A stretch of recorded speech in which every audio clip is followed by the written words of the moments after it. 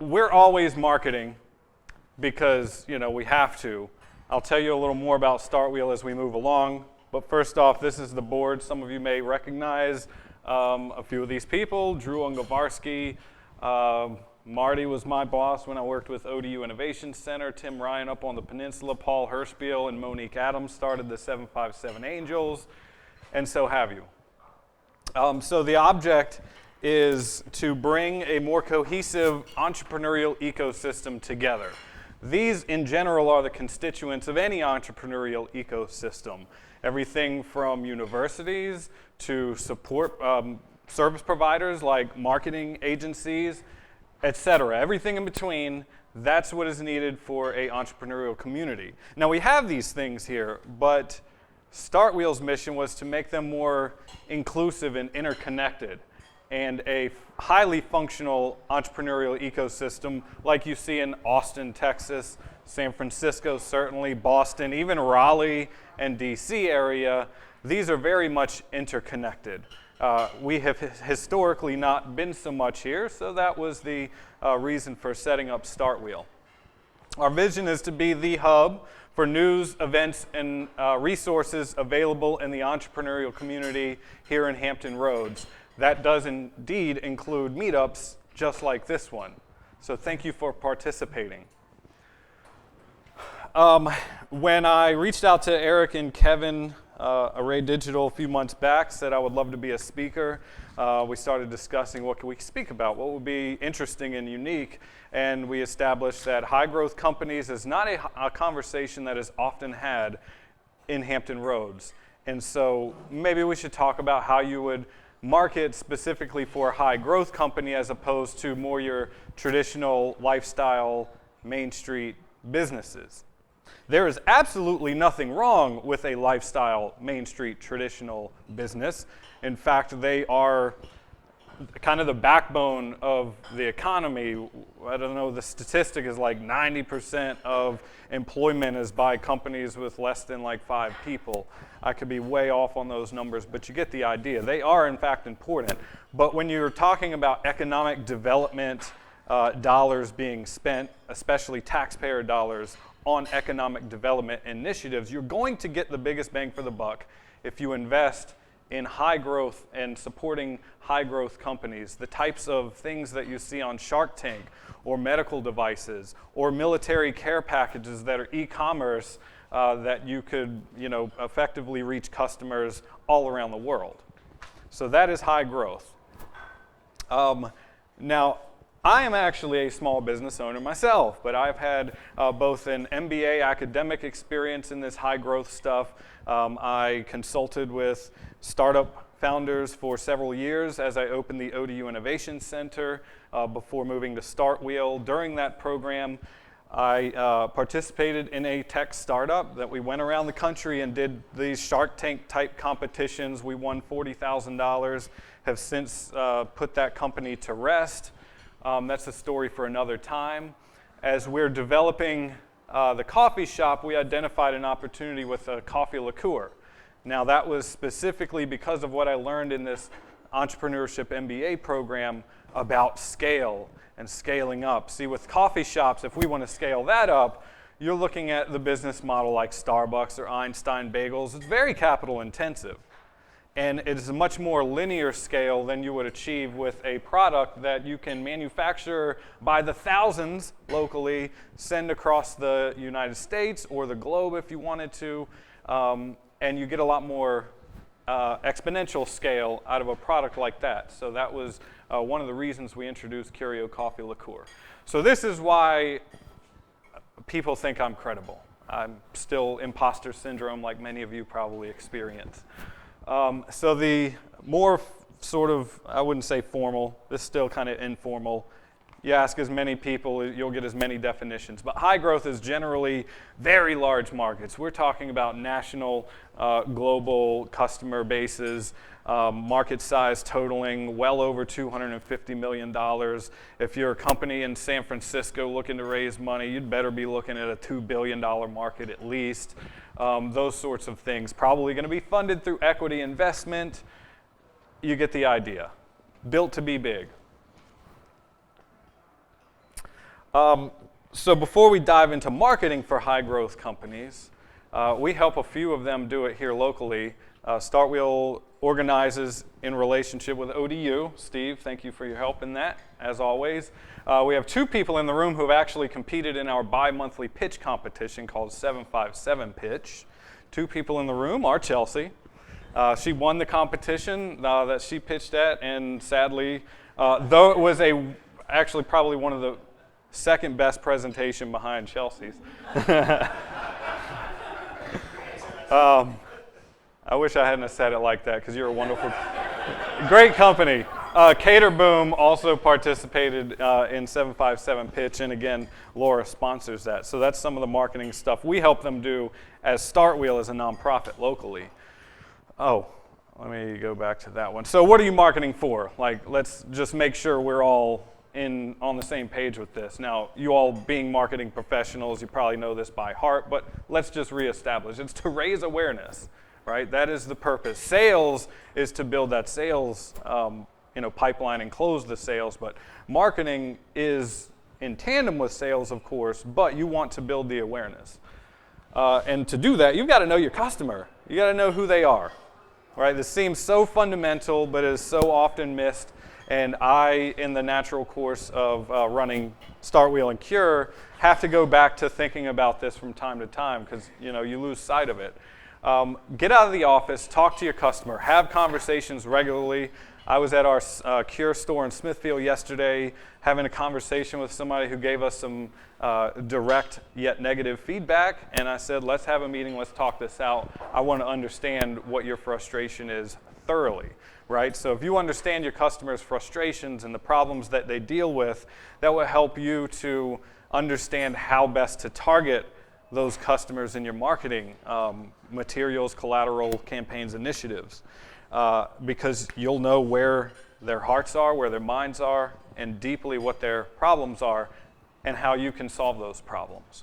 So get out of the office, know your customer. I'm going to refer to my notes, make sure I'm not forgetting something that I thought was important when I wrote this. Okay, so identify your target market. Everyone is not the answer.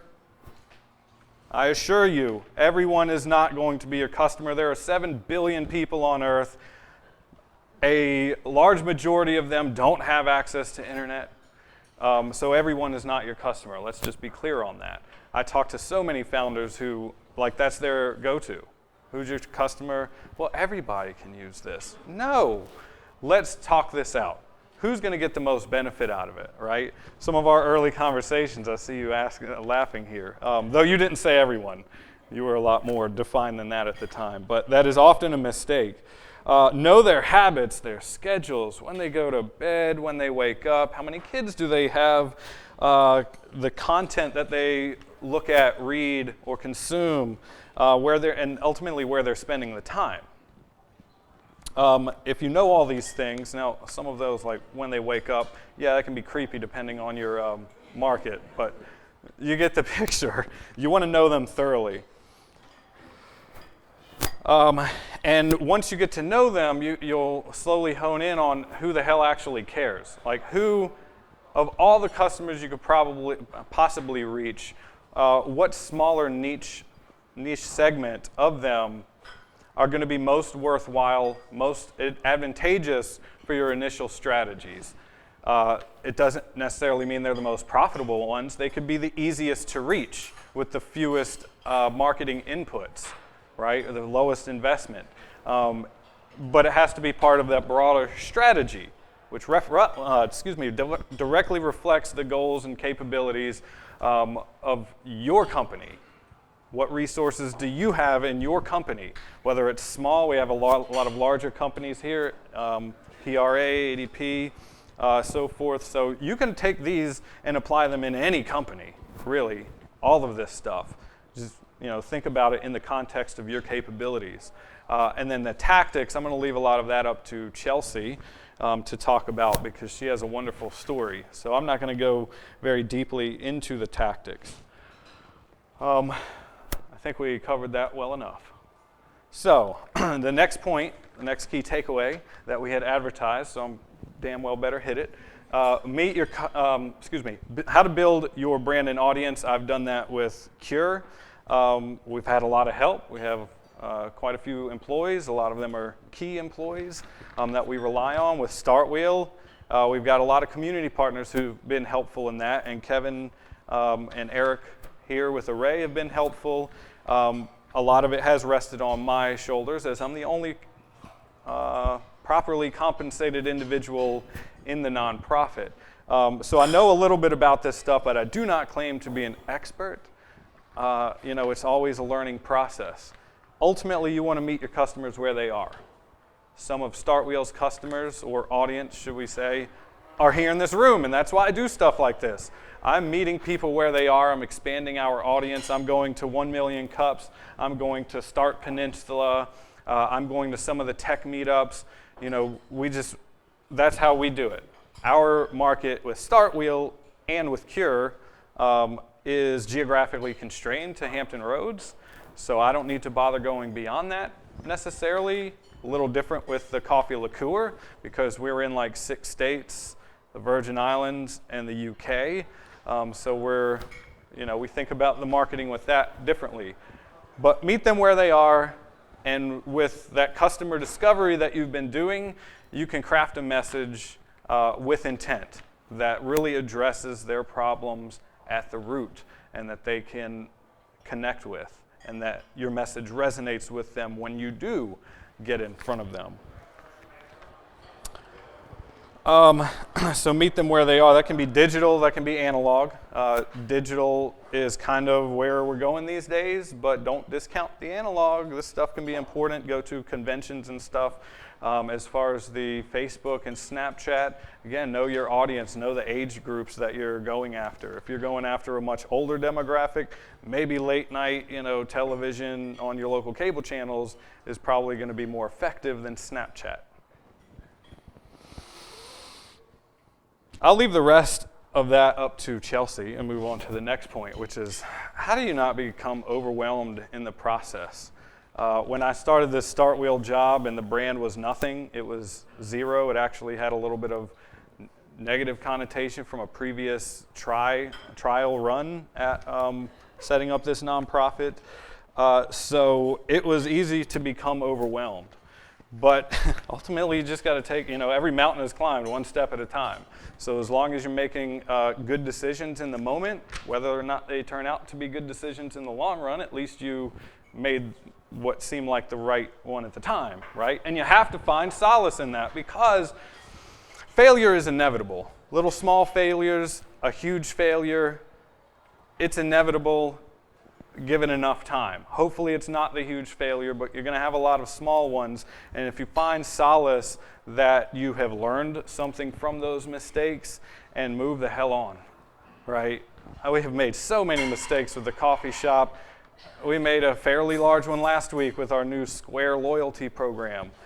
We set that up a little incorrectly, and that's why I got the nasty gram with the meeting of the lady that I talked to yesterday. Hey, we learned, okay? And so we try to make it all right and move forward with it. If you just beat yourself up, then you're going to have that big failure at the end of the day. So be okay with failure. Eliminate and automate stuff that you hate. The other day, I finally connected our new point of sale system to QuickBooks that I should have done 8 years ago. But I've been afraid to do it because I don't want my books screwed up and the time it would take to whatever. Finally did it, and oh my God, I can see life getting easier already. So I've automated that. I've eliminated quite a few stuff that I ended up re-questioning. Why are we doing this? Take a moment from time to time to think, why am I actually doing this? Especially when it comes to marketing, right? If you're not seeing results in your metrics, you're going to talk a little bit about metrics and stuff. Eliminate it or automate. Take time to decompress. I've found that extremely valuable. As you're building companies, some of you are building multiple companies. Some of you are working in a company and have a side company. There's a lot of work to do.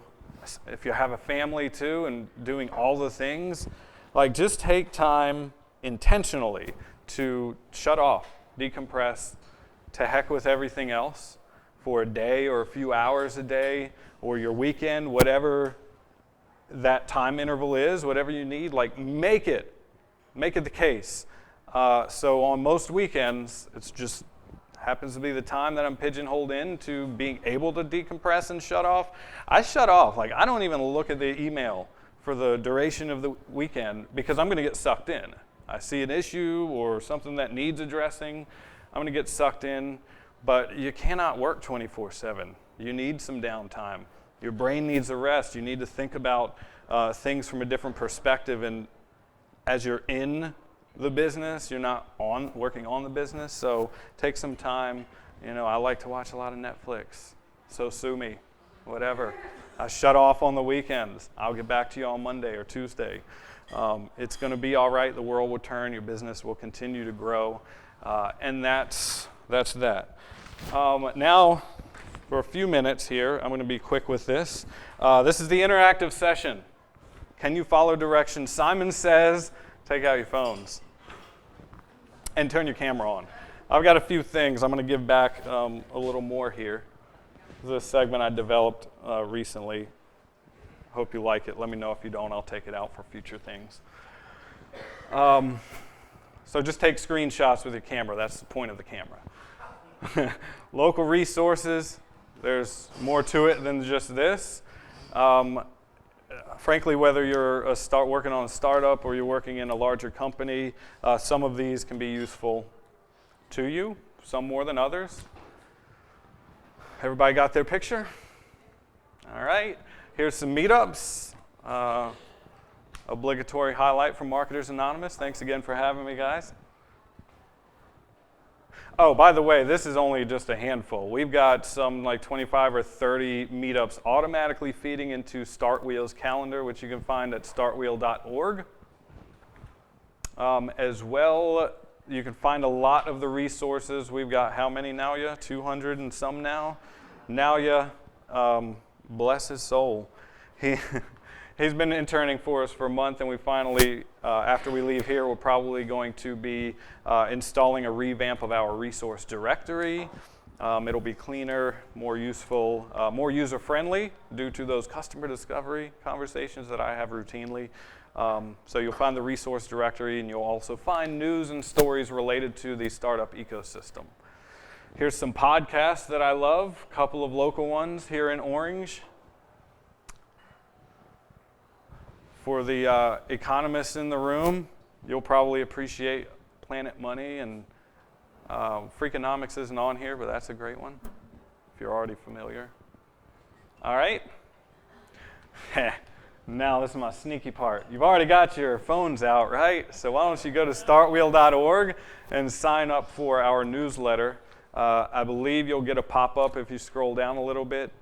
If not, click the menu item, join our community, and newsletter sign up. So we drop that about once a month. It's hopefully not spammy to you. If it is, unsubscribe. That's what happens. I unsubscribe from stuff every day, and I don't feel bad about it. Ultimately, StartWheel's mission is to help you find your people. Find your people, get connected. If you're in marketing, find meetups like this. Meet who you need to that can help you with your business. So that's pretty much it. So I wanted to make one more point about that not being overwhelmed.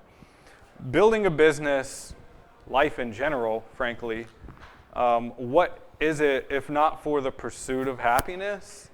And so if you're not happy and you're consistently frustrated and stuff, take a step back and find what it is that can help you be happy, because you're not going to be successful in your career as a business owner if you're not, and what the hell is the point if you're not? So I'll leave you with that and hand it over to Chelsea here. And thank you for your time, guys.